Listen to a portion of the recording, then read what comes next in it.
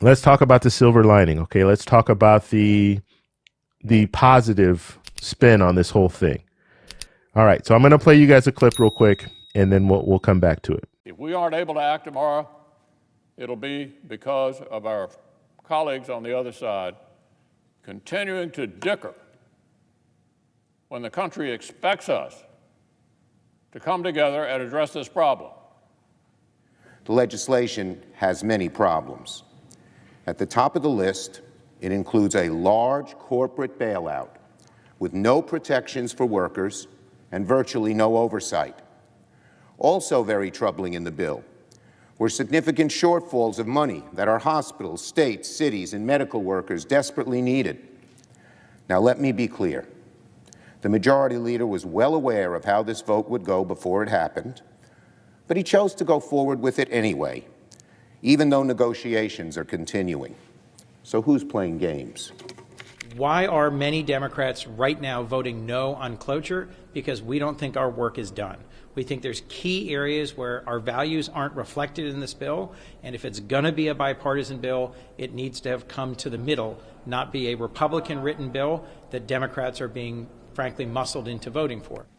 The situation is dire, and it is only going to get worse unless we act, and we act now.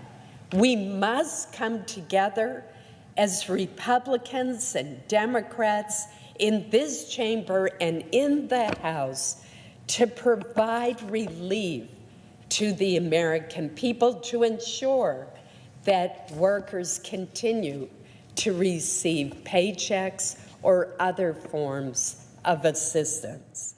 The proposal that Leader McConnell from the Republican side has put forth is absolutely, totally worried about Wall Street at this time.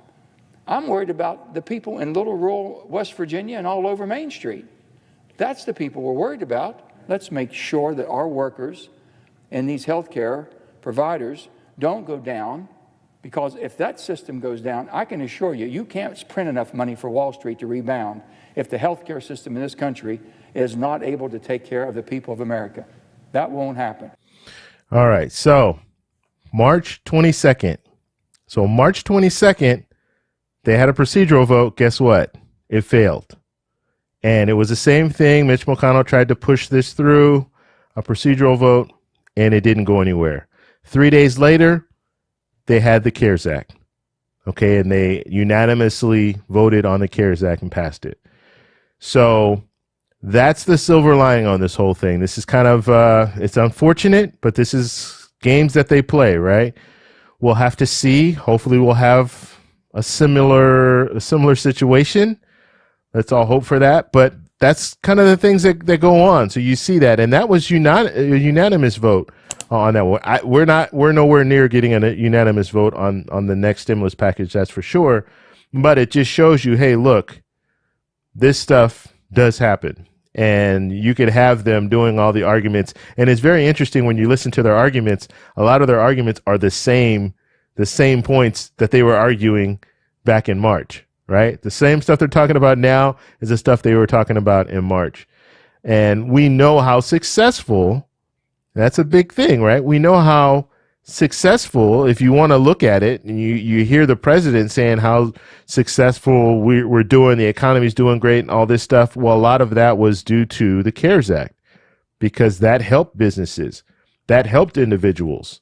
Not enough. I think we should have had more direct payments, but nonetheless, the payments helped. The enhanced unemployment definitely helped people who are on unemployment.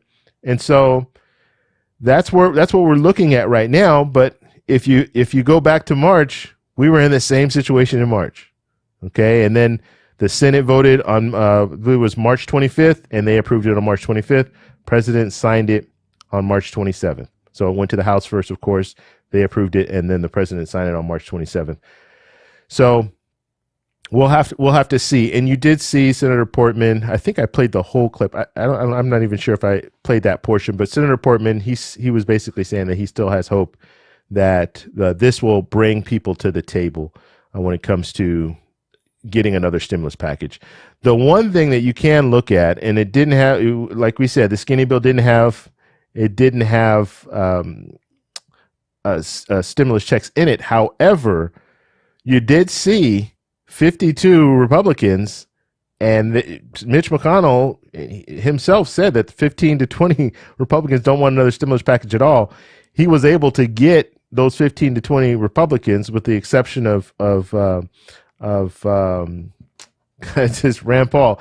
With the exception of Rand Paul, he was able to get those senators to vote for a stimulus package. Even though it wasn't the stimulus package that we all wanted, he was still able to at least pull them in to vote for a stimulus package. So maybe he can pull some of those same senators in for another stimulus package that could be 1.5 trillion or 1.8, 1.9 trillion if they continue to negotiate with the Democrats. So that's what I wanted to share with you guys today. It's kind of, I mean, it's been a crazy day. I mean, I don't know what to say when it comes down to how our politicians really see the people who elect them. And there's a lot of stuff out there. Like, it's just amazing to me when you listen to the politicians and how they kind of talk about what the American people need and what the American people want compared to what the American people say they really want, right? People saying they want stimulus checks. So what do? You don't put stimulus checks in a skinny bill. If they would have played that, if we look at a situation where they put stimulus checks in this skinny bill probably would have passed. It would have passed at least the procedure. Yeah, it would have passed. It would have gone to the House, because you're going to have some Democrats that are not going to vote against a stimulus checks. They're just not going to do it. And they're going to say, okay, you know what? Let's let the House go ahead and take some of this stuff out if they want to take stuff out. But if it had a stimulus check in there, it would have passed. And I think Mitch McConnell, I mean, I don't know. It almost makes you feel that he purposely just put this on the floor so it would fail, because he is the leader. He knows how many votes he has, right? He knows he needs 60 votes. So he knows he needs Democrats to support it. Some Democrats to support it, right? He knew he didn't have the numbers going in, but he wanted to call it to the floor. Like the majority leader does not have to call it to the floor.